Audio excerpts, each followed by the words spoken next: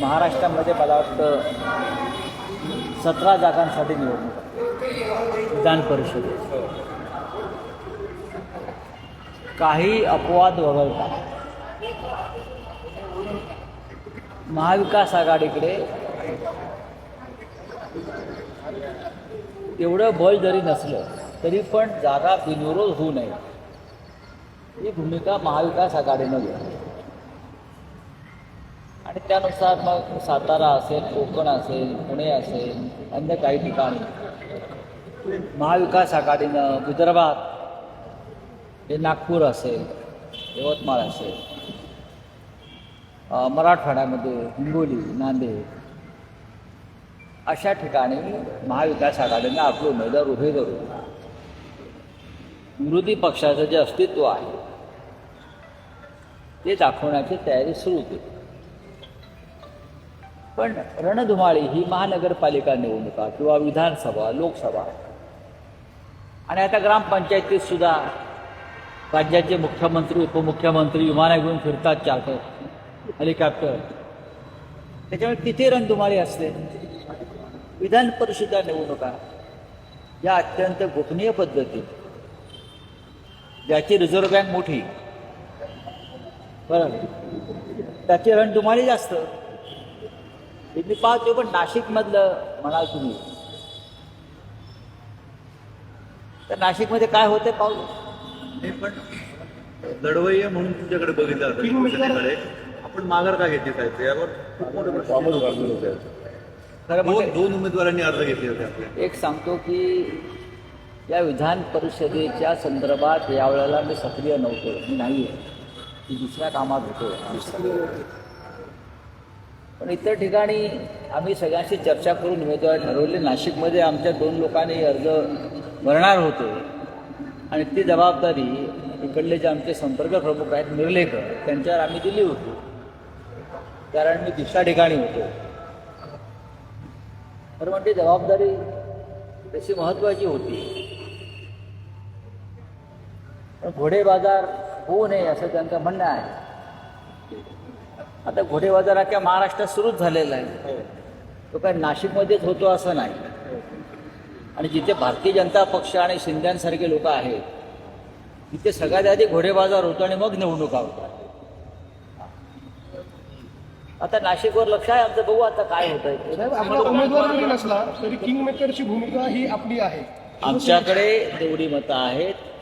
माननीय शिवसेना पक्षप्रमुख या संदर्भात आमच्या नगरसेवकांना, मतदारांना काय भूमिका घ्यायला सांगतात ते तुम्हाला लवकरच समजेल. पण ही चूक झाली आहे. नाही, चूक नाही, ही चूक नाही आहे.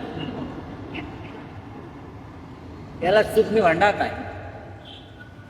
त्याचं कारण असं की लोक ही निवडणूक एवढी एकतर्फी दिसत होती की कोणी असं फार उत्साहानं पुढे लढण्यासाठी आले नाही. हे खरं म्हणजे माझ्या अनेक दत्ताजींची चर्चा झाली अनेकदा, कोणी लढायला तयार आहे का. पण जी तफावत आहे त्या तफावतीमुळे कोणी फार पुढे येण्यासाठी उत्सुक दिसले नाही. पण वसंत भाऊ आहे, त्यांनी अर्ज पण घेतलेला होता. आता मग वसंत भाऊ आहे, त्यांना विचार. माजी आमदार अनिल कदम होते. हे असते अर्ज आणणं आणि अर्ज भरणं यात फरक आहे.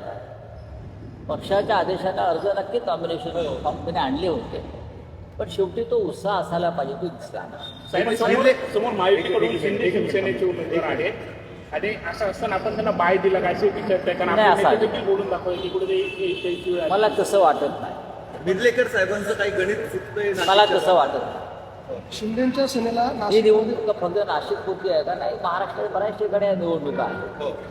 त्याच्यामुळे ज्याला यातलं आर्थिक गणित कळत आहे ते असं कोणाचं चुकलं किंवा काय असं असा प्रश्न निर्माण करणार नाहीत. 100च्या वर जरी आमच्याकडे मतदान असतं तरी आम्ही हे धाडस केला असतं. बंडखोरी मोठ्या प्रमाणात होती नाशिक असेल, राज्यात हो, आम्ही निवडणुकीतच नाही त्यांनी काय बंडखोरी काय. महायुतीमध्ये बंडखोरी मोठ्या प्रमाणात झाली आहे ठिकठिकाणी. आणि नाशिकमध्ये भाजपचेच जिते बंधूंनी उमेदवारी अर्ज भरला आहे. पुण्यामध्ये आहे ना, अशा वेगळ्या ठिकाणी बंडखोरी. नगरसेवकांना, मतदारांना आर्थिक बळ मिळेल त्याच्यामुळे. आपला उमेदवार जर असता तर महाविकास आघाडीकडून आपल्या सोबत येते तरी कळत असतं किमान. तुम्ही या विषयाच्या बाहेर पडलं पाहिजे नाशिककरांनी. नाही पण आपल्याला अंधारात ठेवून हा सगळा निर्णय झाला असा एक संदेश आपण आपल्याला म्हणजे तुम्हाला नाही, उद्धव साहेबांशी चर्चा करून झाला. आम्ही सगळे एकत्रच होतो. माननीय पक्षप्रमुखांशी चर्चा झाली. आमचे सगळे नेते उभे आहेत आता, त्यांच्याशी चर्चा झाली. या सगळ्यांना मातोश्रीवर सुद्धा बोलून चर्चा केली. पण मी स्वतः या मताचा होतो की 17 विधान परिषद निवडणुका या काही राज्याच्या राजकारणाला कलाटणी देणाऱ्या निवडणुका नाही आहेत. स्थानिक स्वराज्य संस्थांचे जे निकाल लागले मधल्या काळात, त्याच्यामुळे काही ठिकाणी निकाल स्पष्ट दिसतात, निर्णय स्पष्ट दिसतात. त्याच्यामुळे रक्त का आटवायचं? हा, ज्या कोणाला लढायची इच्छा आहे ते लढतील. बिनविरोध निवडणुका करायच्या नाहीत हे धोरण होतं. त्यानुसार अनेक ठिकाणी आम्ही उमेदवारी अर्ज भरले. नाशिकमध्ये जर कोणी स्वतःहून पुढे आलं असतं तर नक्कीच आम्ही त्याच्या मागे उभे राहिलो असतो. नाशिकमध्ये शिंदे सेनेला रोखण्यासाठी भाजपच्या बंडखोरांना शिवसेना बळ देणार अशा पद्धतीची चर्चा आहे आणि भाजपच्याच मदतीनं हा सगळा डाव आखला जातो असं कळतं. मग ते तुम्हाला निकालाच्या वेळेला कळेल ना प्रत्यक्ष. शिंदे सेना म्हणजे हा काय फार मोठा फोर्स नाही आहे महाराष्ट्रात. हा पैशाचा फोर्स आहे आणि हा पैसा ठेकेदारीतून आणि भ्रष्टमार्गाने आलेला पैसा आहे. अशा प्रकारचं राजकारण सर्वच पातळ्यावर थांबलं पाहिजे ही आमची भूमिका आहे. अशा परिस्थितीत भाजपच्या याचा अर्थ काय भाजप काय दानशूर पक्ष आहे आणि फार पवित्र पक्ष असा नाही आहे. पण आमचा पहिला क्रमांकाचा शत्रू हा शिंदे गटच आहे. साहेब, शिंदेंची शिवसेना आणि भाजपमध्ये अंतर्गत वाद चव्हाट्यावर आले आहेत. 3 आमदारांनी शिंदेंच्या भाजप विरोधात नाराजी व्यक्त केली. ज्या पद्धतीचा सगळा गडवाद चाललाय, दोन्ही शिवसेना एकत्र आले पाहिजे असं त्यांनी मत मग मातोश्रीवर या असं मत व्यक्त केलंय ना. मग आम्ही मातोश्रीवर बसलेलो आहोत उद्धव साहेबांच्या नेतृत्वाखाली. मी कालही म्हणालो जर तुम्हाला पश्चाताप झाला असेल तर पश्चाताप व्यक्त करण्याची जागा ही हिंदुहृदय सम्राट शिवसेना प्रमुखांचं निवासस्थान मातोश्री, तिथे या आणि पश्चाताप व्यक्त करा. मग आम्ही चर्चा करू. कशाला निमंत्रण द्यायचं? कशाला निमंत्रण? मातोश्रीवर या. जे शिंदेच्या शिवनेते ज्यांनी वक्तव्य केले त्यांना तुम्ही एक प्रकारे निमंत्रण देत नाही. आता मी दत्ताजी गायकवाडांना सांगतो निमंत्रण पत्रिका छापा. दुसरं काय सांगू शकतो मी? अंबादास दानवेंनी पण अशा पद्धतीची इच्छा व्यक्त केली होती की दोन्ही शिवसेना एकत्र यावं. बरोबर आहे ना.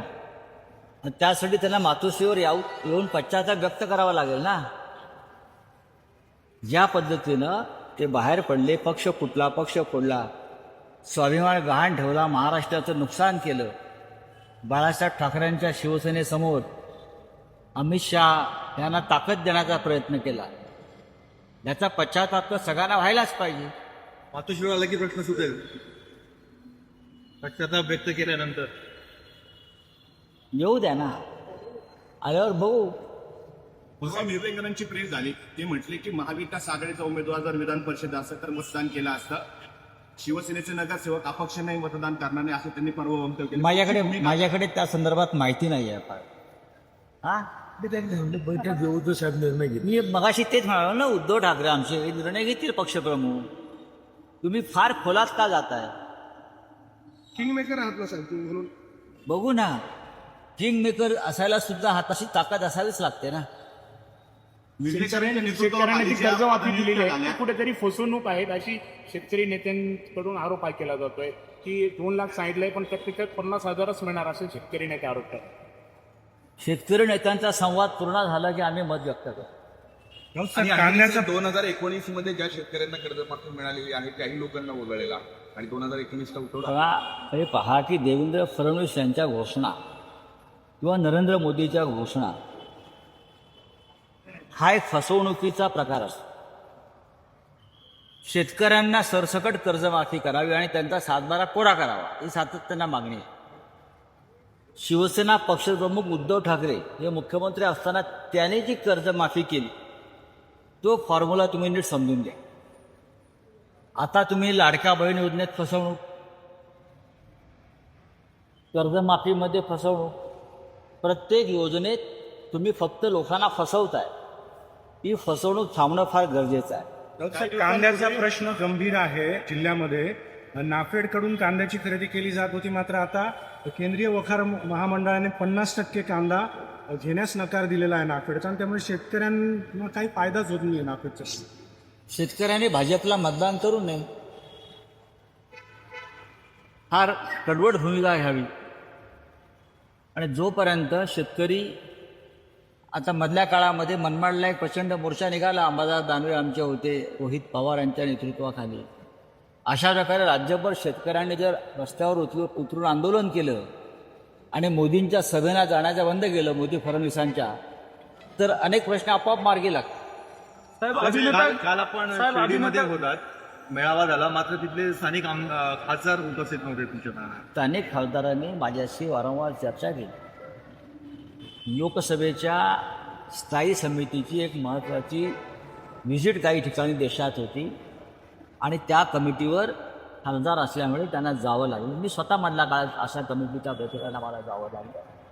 त्याच्यामुळे त्यात फार वेगळ्या अर्थाने घेण्याची गरज नाही, तो वेगळा अर्थ चंद्रकांत खैरेंनीच घेतला. काय? ते कुठे जाणार नाही असं मला वाटतंय, फक्त त्यांनी असा निर्णय घेऊ नये, म्हणजे त्यांना एक असं वाटतं की ते दुसऱ्या पक्षात किंवा काहीतरी नाही, करतील.